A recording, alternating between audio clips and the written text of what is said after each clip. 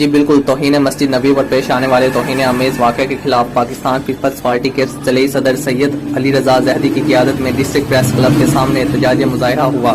جس میں عمران خان نیازی مرد آباد کے نعرے لگائے گئے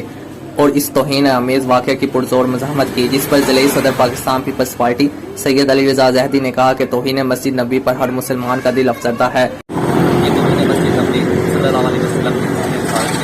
ہم سے بات کرنا بسم اللہ الرحمن الرحیم۔ مسجد نبوی کی توہین عالم اسلام کے بسنے والے اربوں مسلمانوں کی نہ صرف دل آزاری ہے بلکہ اللہ کے ان احکامات کی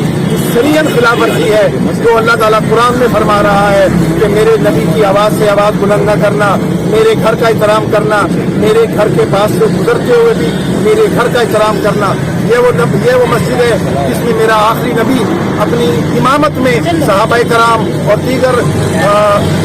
ائمہ اہل بیت کے ساتھ نماز ادا کیا کرتے تھے، جس کا احترام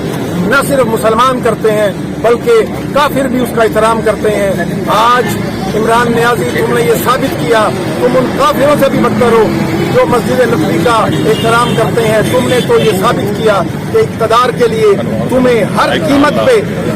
پاکستان کے اندر حکومت چاہیے، تمہیں مسجد نبوی ہو یا خانہ کعبہ ہو، 27 رمضان ہو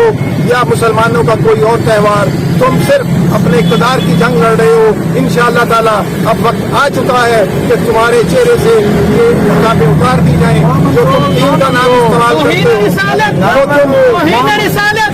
ہو، امر بالمعروف اور نہی عن المنکر کے نعرے لگانے والے عمران خان، آج تمہارے لیے یہ شرمندگی کا دن ہے۔ تمہارے